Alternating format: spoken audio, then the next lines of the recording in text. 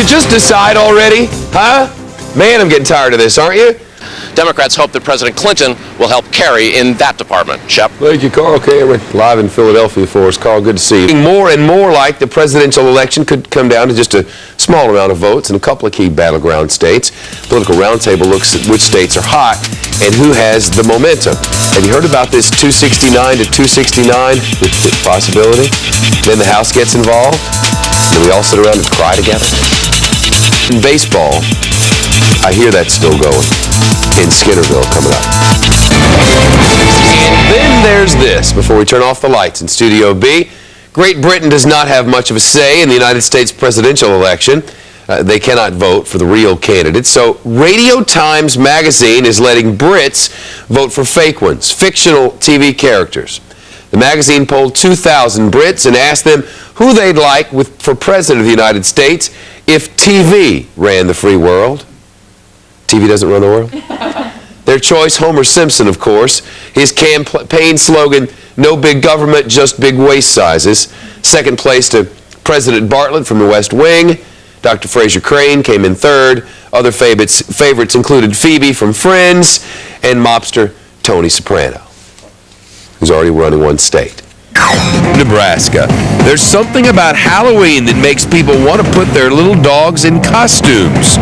Pug owners in Omaha tried transforming their pets into action heroes and bunnies, and one pug sandwich showed up. But even dressed at its Halloween best, a pug is hard to disguise, but easy to embarrass, and that's a fox watch. Across America. But in the meantime, the sleep-deprived presidential candidates will be making the most of their time over the next 6 days, spending much of it in the battleground states, all 74 of them. A majority of Americans think this election will extend beyond election night. That's the 60% I mentioned a little while ago who can agree on something. 60% agree, according to a new poll by the Associated Press, that there probably will not be a clear winner on Tuesday night of next week and could, in fact, ruin all of our lives for at least the next month, or even the day after that. About half of the people who responded to the poll said they're afraid the results will be challenged in court. You think? Well, the Boston Red Sox are 2 wins away from winning the World Series. Repeat, the Boston Red Sox are 2 wins away from winning the World Series, so you know, well, something has to happen. Generations of Boston fans have come and gone since the team last won a championship, and you can bet this generation will celebrate the day the curse is reversed if it is. From CWB Live to Jeff Goldblatt, who's just been the victim of a Jay Wallace script. Jeff, did Saddam Hussein have friends in high places in France? Shot of the daytime now and celebrating a New York City ice cream parlor's 50th birthday with the world's most expensive sundae, $1,000 sundae. So what do you get for 10 Benjamins? 5 scoops of vanilla covered in gold paper with some caviar infused with passion fruit nectar, candied fruit and cherries from somewhere, and top it all off with the most expensive chocolate from Venezuela. $1,000. Publicity stunt? Happening this evening, Shep. If the curse is broken, it's all about that dang eclipse. Okay. Got something to blame. Fair enough. Thank you very much, Janice Dean, Weather Machine. First of all, guys, polls. I don't know whether you believe these polls. If somebody asked me a question, I'd lie to them intentionally just to make them squirm.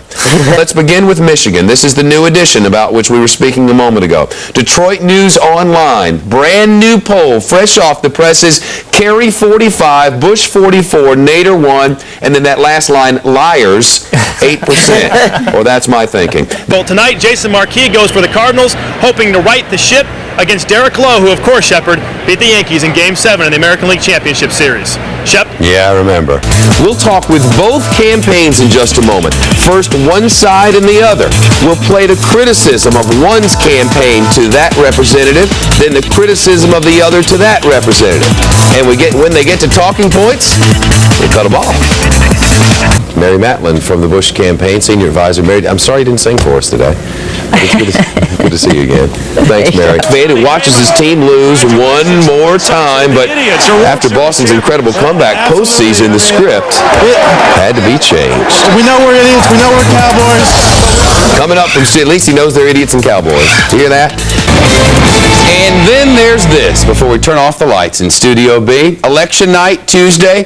Let's say you have to run out to Walmart to get something real quick, some necessities. Never fear. Britt and I will be on at Walmart.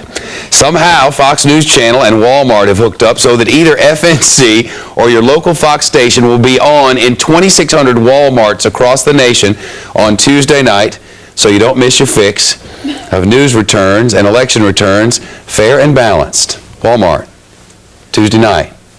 You're covered. Shepard Smith in New York. That's it for B. I'll be back tonight for the Fox Report, 7 Eastern, 4 Pacific. Your World with Neil Cavuto is right now. Hello, Neil. I'll be doing live reports from Burger King, by the way, Shep. All right, so we got you covered there.